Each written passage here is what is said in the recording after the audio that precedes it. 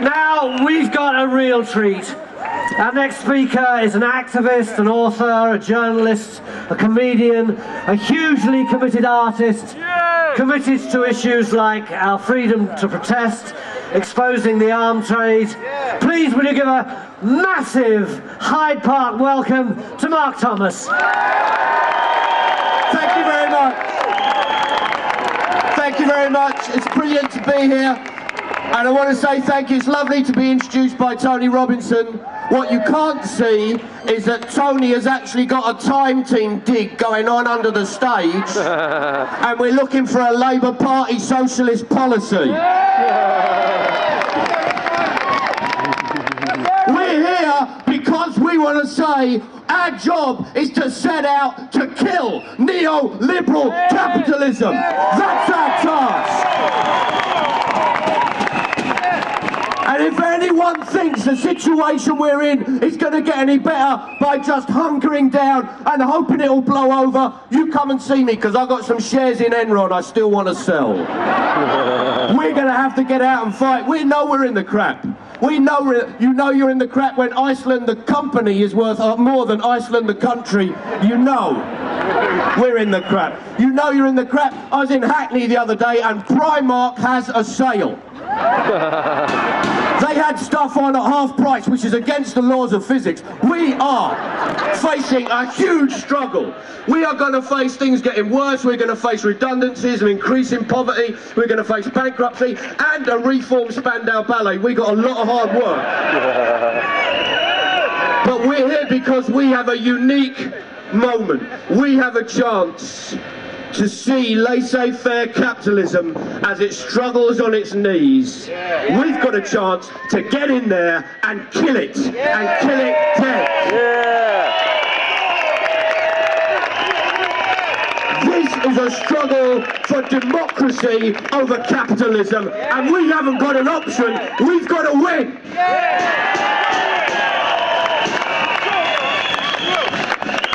We've paid for the banks. We've subsidised the banks. People have said we've nationalised it, but we haven't. We've just subsidised it. We're not in control. Well, that changes. We've got to get in those banks and we've got to take control of them. We've got to start putting social policy through the Royal Bank of Scotland. It's our bank, so let's have it. Let's get in there. The Royal Bank of Scotland has got £16 billion worth of investment in carbon extractive industries. £16 billion worth of investment in climate change. It's our bank. Let's get in. Let's shut that down.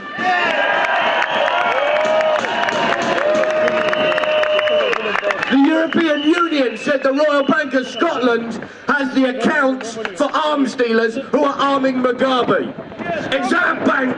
Let's get in there and shut that down.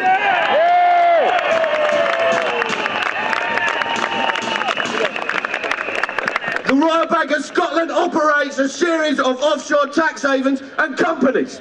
Tax dodgers, spongers, corporate filth. It's our bank. Let's get in there and shut them down. You know, while we're at it, we might as well take back the PFI contracts, and we'll have that for starters, and we'll take the bankers' bonuses, and we're on a roll. We'll get the HQ for council housing. We've got to fight. I should also explain one very important thing, which is part of the reason for this housing explosion and all of that is a very simple one. That Labour has overseen the destruction and depletion of council houses. Last year, we saw 300 council homes built. There are 444 councils. We couldn't even build a single council house in each council, and that is a disgrace.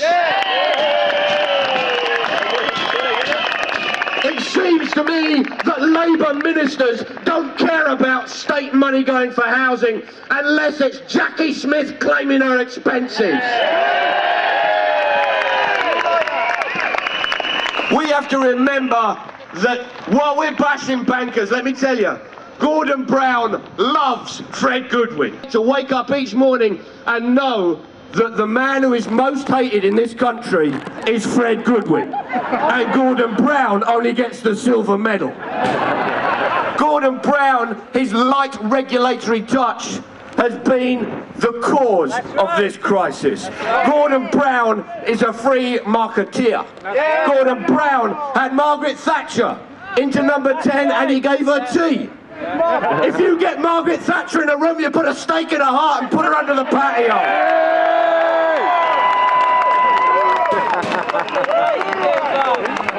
You know, every time they insist that the solution is the market solution, well, it's not the market solution.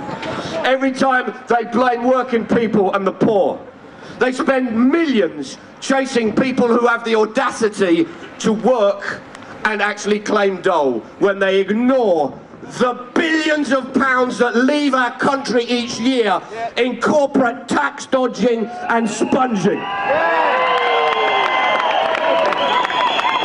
The Tax Justice Network estimate that each year Britain loses in corporate tax avoidance and corporate tax evasion £100 billion. Well, those days are over now. Those days are over. Peter Mandelson said, I don't know if we get rid of him, we have to cover him with salt or something, I don't know. But Peter Mandelson said that New Labour was seriously relaxed about people getting stinking filthy rich. It's gone. Everything was okay if people made billions and signed a direct debit for Oxfam to alleviate a bit of poverty. Those days are over. Those days are over. New Labour is over. They're over. And good riddance to the war-loving, liberty-hating, free marketeers.